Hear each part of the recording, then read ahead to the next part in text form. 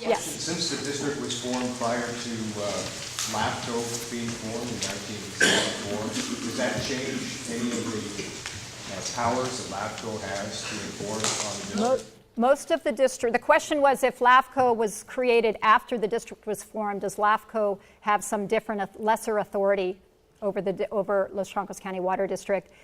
And that is kind of a flawed reasoning, because if LAFCO didn't have authority over any district that was created before LAFCOs were formed, it would be a majority of the special districts in the state of California. And so the reasoning and the precedent is that LAFCOs were created to regulate existing districts. So when our legal counsel to the board said that it was okay to do some of the water conservation and water movement control as part of the district, that was a legal ruling that was given to the board in opposition to what LAFCO's opinion is? LAFCO did not agree with that position. Charlie? You mentioned CSA 7 in La Honda and 11 in Pescadero, Colma flood control zone, and something in the Highlands. How long roughly have these zones, what do we call these? Well, they're different. There are three different forms of government. One is a maintenance district. They're all formed under different enabling legislation. And so I'm not sure what year the Colma Creek Flood Control Zone was created, but I'm guessing in the 50s when we started to see a lot of development and a lot of runoff. And then, well, because that's a very large, because the flood control district is large, I'm not familiar with the budget, but you're talking about large areas with high assessed value because it's developed, so it's very urbanized. And I'd have to get back to you, but the funding is stable to the extent that it's based on San Mateo County property tax revenues. And then in terms of the formation of County Service Area 1 in the Highlands, that was actually formed when the Highlands Eichler homes were built in the 50s. The Drainage Maintenance District as well was formed at that time. But, I mean, are these zones of benefit, or are they actual special districts? Okay, zone of benefit I did not go over. These are special districts. So they're county governed special districts. okay, so they're pretty survivable. I mean, They have a record that shows that they have not failed. Now, the drainage maintenance districts that exist in some parts of the county, like I said earlier, were formed. They were formed before Prop 13, and they weren't really assessing very much. And it's called no good deed goes unpunished, because then Prop 13 is passed, and you get whatever proportional share of the total that you were charging. Okay, so the drainage maintenance districts, if right now you went to a budget and looked at them, you'd say, well, I mean, there are some that have like budgets of $9,000 because they're very small and they were doing a very specific project. But they're distinct from this situation because you're not trying to carve out some new source from someplace else. You're looking at this 10%. And now the zone of benefit that's mentioned in the LAFCo report is actually under Health and Safety Code, and that's authorized for fire districts. And we do not have any zones of benefit in San Mateo County. They do exist in the state. So that would be, if you wanted to really complicate things, this is such an iterative process, what you could do is you could do both. You could create a drainage maintenance district and have some of the property tax go there, and you could create a zone of benefit, and then the Woodside Fire District would have to manage this subzone of a fire district. Now, what makes more sense is to keep the money together under a district that has both authorities and let it contract with Woodside Fire similarly the way that your district has done. So it could be a new district, but it's managed by the County Board of Supervisors. It's managed by an administrative department, and it's governed by the Board of Supervisors. And that's the difference. Yes? I'm not going to use the right terminology, but we've just taken our local temperature on whether we dissolve or not and try to retain control of the funds or not. And built into that, or at least built into my support for that, is that you have given us at some point a roadmap of what it would take to become a district in good standing. This application process, ceasing the rebates and incentives programs, at least as they're now constituted. And you listed the stormwater runoff, land management, emergency fire, and medical response as programs that, if properly constituted, you seemed like you wouldn't be against our institute. And are you referring to notes that a board member took when I came and talked to the board maybe 7 years ago or something like that? I don't know. I just got a Yeah. piece of Yeah, okay. one of your papers. I came and spoke to the board when this was all kind of developing post-transfer of the system, and when LAFCo did the municipal service review and identified, I believe, that the notion of rebates was inappropriate, and that actually if you want to provide a new service, you need to go through that LAFCO process that's identified in the code. Since that time, there's a lot of writing about the district and about the underlying agencies that provide the exact services the district proposes to provide. I think one of the most recent and telling analysis is the comments by LAFCo on the draft drainage plan, where it required staff to really look at what are the layers, what are the impacts of having this master capital plan for an agency that doesn't own the infrastructure that's proposed to be improved. And that's where it brought out this layer of the San Francisco flood control zone. But in the government code, in the LAFCO law, LAFCO, in looking at an application that would be a sphere of influence amendment and would say, we want to activate these powers that are inactive powers tied to being a water district. LAFCO would have to look at that anomaly in the state, really in the state of California, but LAFCO would also have to look at, required to be look at the underlying agencies that already exist and provide those services. And the idea of creating another agency that would duplicate in some way those same services, and that's fire safety and stormwater runoff. Well, just on the water runoff master plan, if there's some overlapping agency that's responsible for that, they get an F-. I mean, we're getting... What's new and unique about, why are we here today? You know why we're here today?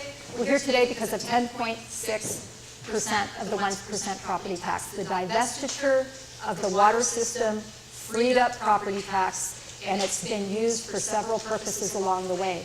There is no new property tax coming in for these other agencies. And so that's one of the things that is a challenge about property tax revenue funded programs since Prop 13.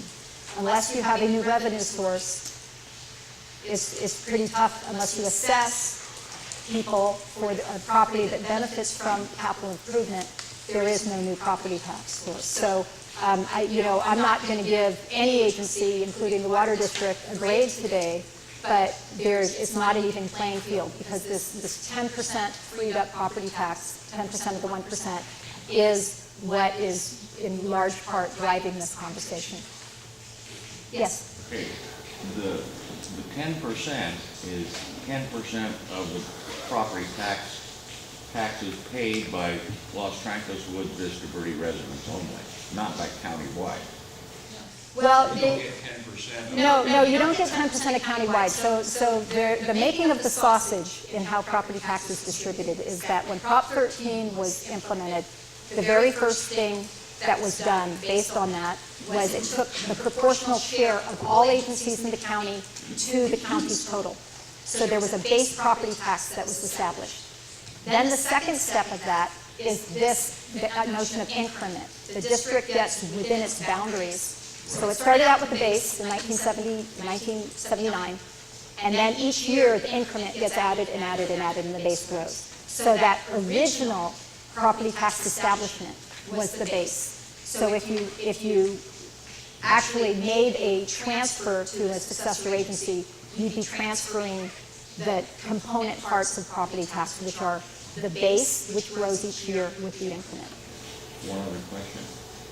If the district is dissolved, the tax money that the district was receiving, the $290,000 and change, would no longer be, quote, given to our district, who becomes responsible for the $617,000 loan? Well, okay, that's a great question. I like that question. First of all, when I mentioned that third scenario of Skyline County Water District, what happened in the case of Skyline County Water District is that the dissolving district's property tax got redistributed proportionately to the remaining agencies as if the district never existed. So each of those agencies got a little bit of what Skyline was receiving. The dissolution of a district, if it's dissolution with a successor, then the successor ends up with that liability. Dissolution of a district where there's no successor and you're ceasing all operations and you're going to redistribute property tax, the first thing you need to do is you need to take care of all the short and long-term obligations. So there would have to be a mechanism for example, getting the property tax, continuing to collect and segregate that property tax until such time that it equaled what would be owed. And then at that time, you would redistribute the property tax to the remaining agencies. Yes. I really was trying to get clarity on one thing, and I'm a little frustrated. If we reform how we do business as a district, whatever implications that has, is there a way, by remaining a special district and retaining control over this portion of the property taxes, that we can get in good standing with LAFCo? Good standing isn't one of the qualifications, really. I understand what you're saying, and I understand your frustration. And what I think I've been clear about is that there's a serious policy consideration for LAFCo if its mission is to eliminate overlapping service agencies and provide for more efficient services. LAFCo would need to see some real foundation for conflicting with that policy to establish a district that's overlaying a fire district and is going to provide some fire protection funding and then or programs, and then a flood control district of some sort that's also going to be overlapping another jurisdiction with flood control authority. And so it's not about the district and what the district does, it's about the policies that LAFCo operates under and the laws that LAFCo operates with. Well, are the BAG report and the Ramona Road experience and the storm runoff master plan indications that we have some potential? There are indications that the property tax revenue that the district was capturing were used for local benefit. That's what they're evidence of. I don't have an application before me, but I think I'm being pretty clear when I say in the report and here today that there are some hard and fast policies that aren't very encouraging about creating yet another layer of government where revenue is separated out and distributed in duplication of other agencies. Well, I mean, here we're showing the Los Troncos Maintenance District. Are we just kind of changing the name and the governance? And so this is, I know this. The redundancy is still there, isn't it? The redundancy of services. Well, no, but it's capturing services for local revenue, for local purposes. So the difference, for example, between this and San Francisco Creek is that is a larger regional district, and so the property tax goes into a larger budget and is spent on initiatives that are of more regional importance. Here, what you're doing is you're capturing that revenue for local purposes, and you're having an agency that already provides those services implement programs.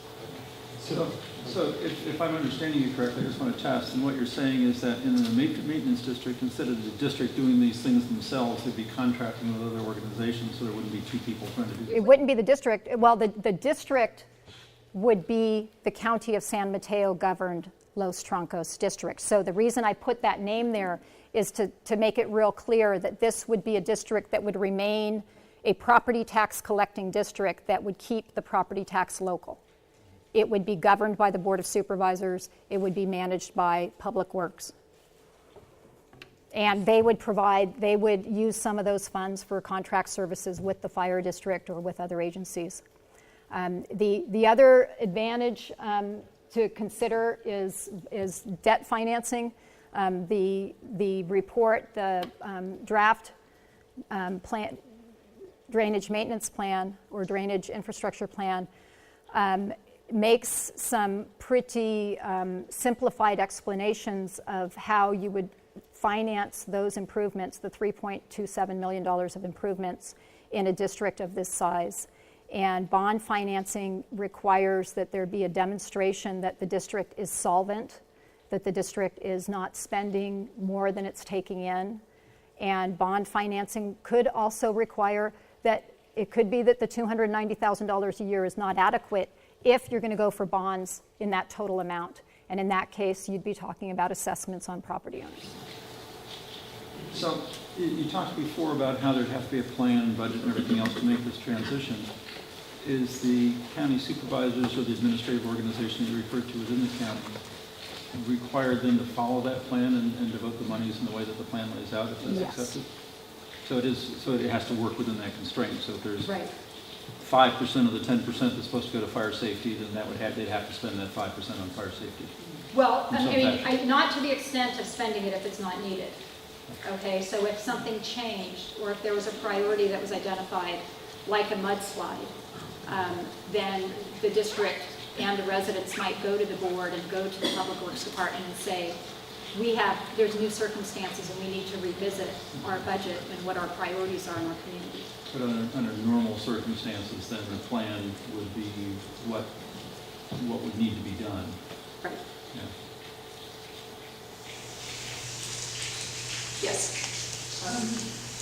Personally, I've lived in the area for more than 50 years, and personally, what I care about is the preservation of district land. I think the board went over its authority and totally out of its head on this water movement program. I don't see how it can ever be paid for, and it's been my experience that when you start interfering with the natural flow of water, you almost always run into trouble. So what I would like to see is some successor district that would have as its purpose maintaining the lands or finding a successor, and that the property tax would go to compensating that successor, perhaps. I understand LAFCo's difficulty, and I think the board has gone beyond its authority in the past few years. So that's what I would like to see, is some mechanism for protecting the land.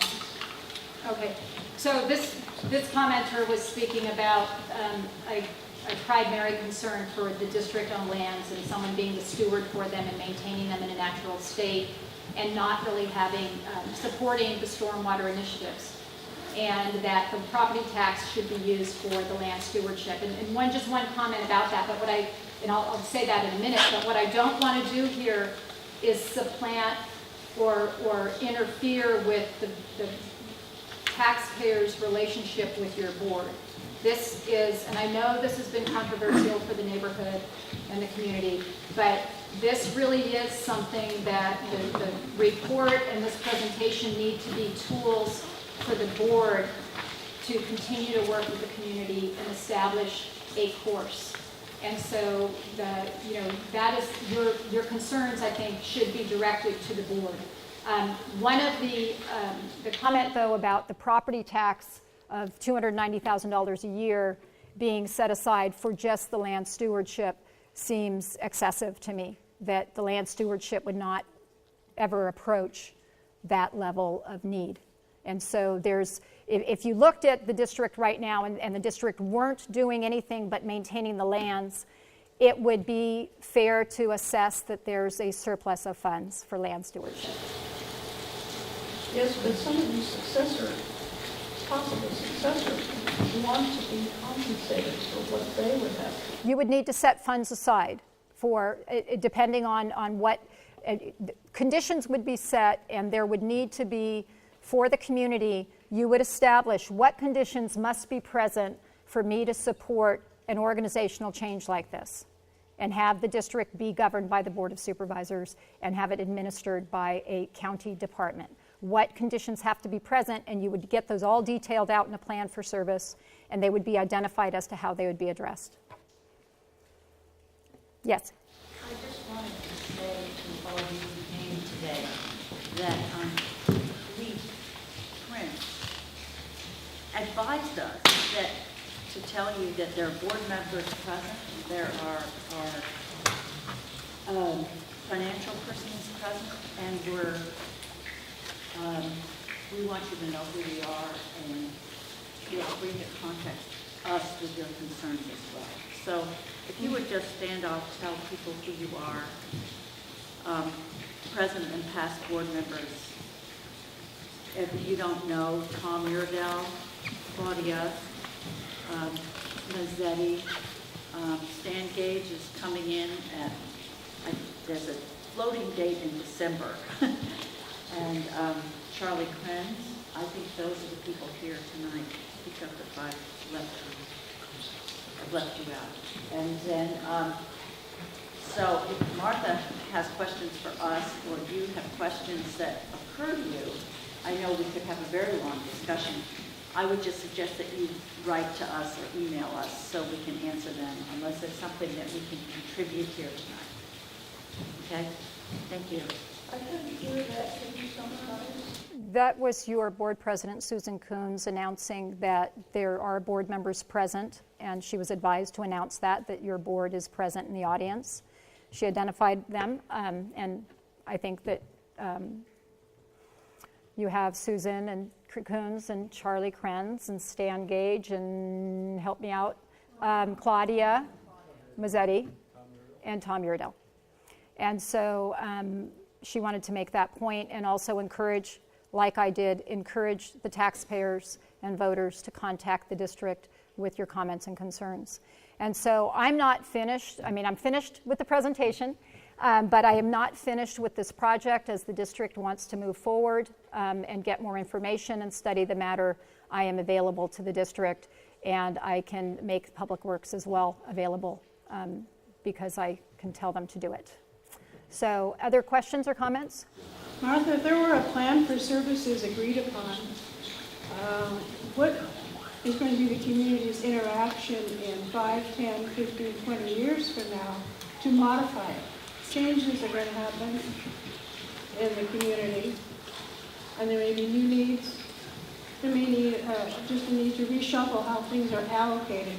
How would that work? Well, as I stated, there could be a total change in the priorities in this community based on an event, and I don't really want to mention the events. But, you know, it really is, government all along has this district changed their mission. I mean, this district sold, it divested of the water service. So yes, changes happen, and there is the opportunity for the district to, number one, in terms of assessments, that's a very public process. So if, whether it's the water district or the county, if there were some plan to provide really enhanced infrastructure and there weren't enough property tax, there is a very public process for making sure that the ratepayers and taxpayers support that increase. So there's opportunity through public input, and this being your government agency, whether it's the Board of Supervisors or whether it's your independently elected district. And again, I know there's this debate about the value of local control, and I think we've spoken to that.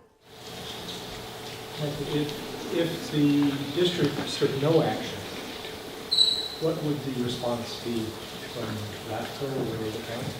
Well, from the county, as the district moves forward with, if the district chose to move forward with this capital plan, the county actually would, I think, have some concerns of, number one, about getting involved if the district may be deemed at some point to not have legal control. But the other is that all of the public right-of-way is under the jurisdiction of the county. So it would require a lot of work and a lot of cooperation. In terms of LAFCo, as you can see, LAFCO is not a police agency. We do not reach in, we do not go to a court and get an injunction. We're not funded for it, and that's really not our role. This is your district. LAFCo, the grand jury, just like other districts we have in the county, cannot fix the problems. It's the governance model, it's the voters, it's your district, it's not the county's. Yes? Can we dissolve and simply return the tax monies to the taxpayers, and rather than keep it as 10.6, 1% of 10.6 a year? I am not familiar of precedent for that. The report speaks to that a little bit, but I think if this were a district that had all new infrastructure and no problems, no threats, I could see researching that question a little bit, but when you look at all of these agencies that are here and you look at the problems that have already been identified, that doesn't seem like a good plan for the community. And it's not consistent with any provision of Prop 13 that I'm familiar with. So how would one research that? How would you recommend one research that? Well, you could, a resident or a voter could contact one of the state assembly representatives or Senate representatives and see if they could research that for you. In terms of LAFCo resources, I keep saying we, and the we is the commission and I. And so that project, based on what I know to be true about this community and the needs in the community, is not something that I could spend my time on. Any other questions?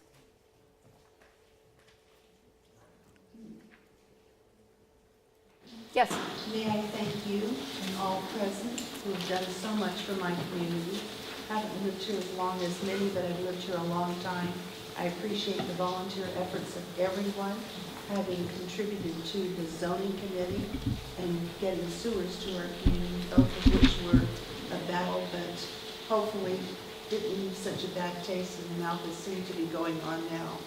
So I hope everyone can work together and resolve this problem and do what's best for the neighborhood I love. Okay, with that, is it safe to conclude tonight's workshop? Any opposition? Okay, thank you.